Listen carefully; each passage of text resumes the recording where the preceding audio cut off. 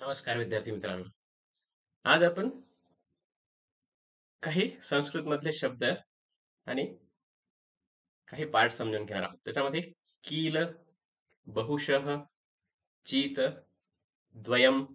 आता हे शब्द जे आहेत बऱ्याच वेळा वापरले जातात. त्यासोबत संख्या सुलिंग भेद आणि संख्या अन्वेषणम हे कशा पद्धतीने संस्कृतमध्ये केलं जातं ते आपण बघणार आहोत. त्याच्यामध्ये सगळ्यात आधी बघूयात कील. कील is a particle in Sanskrit often used to emphasize a fact or to give an assertive tone in a sentence. It roughly translates to indeed or surely. कील शब्द जो आहे तो इंडीड किंवा शुअरली साठी वापरला जातो. एक पार्टिकल म्हणून संस्कृतचं ते वापरलं जातं. सह कील विद्यालये गच्छति. He surely goes to the school. कील जो आहे तो शुअरली साठी त्या ठिकाणी येतोय. शुअरली. देन बहुशः. Bahusha means many times or frequently. It refers to something that occurs repeatedly. Saha Bahushaha Pustakam Patati. He reads the book many times, repeatedly. Bahushaha. Then Chit. Chit is often used as an infinite suffix in Sanskrit, meaning some or certain. It adds uncertainty or indefiniteness to a word. For example कश्चित. चित शब्द आलेले कश्चित मध्ये someone और कदाचित sometimes. कदाचित कदाचित एकस्मिन् दिने कश्चित आगच्छति. Someone comes on one day. Then द्वयम. द्वयम means a pair or two things together.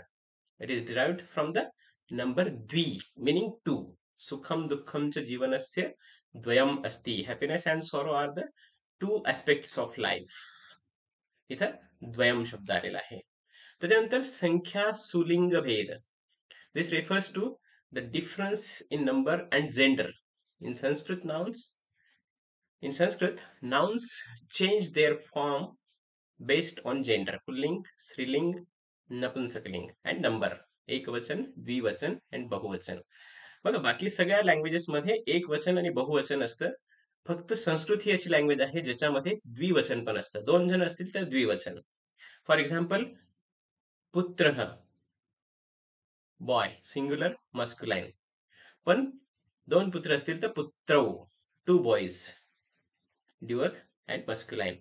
अनेक असतील तर दोन पेक्षा जास्त, अर्थात दोन पेक्षा जास्त असतील तर पुत्रा हा boys plural and मस्क्युलाइन.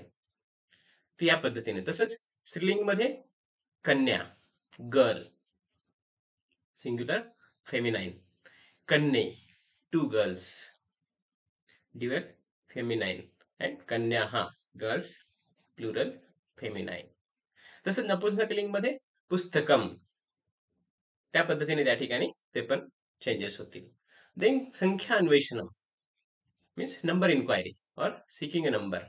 It refers to finding or asking about the number of something. अत्र उपस्थितानां संख्या कथम. What is the number of attendees here? तर क्वेश्चन मार्क त्या ठिकाणी संख्या विचारण्यासाठी संख्या अन्वेषण हे त्या ठिकाणी केलं जातं. संख्या विचारण्यासाठी संख्या अन्वेषण. धन्यवाद. थँक्यू. पुनर्मिलामः.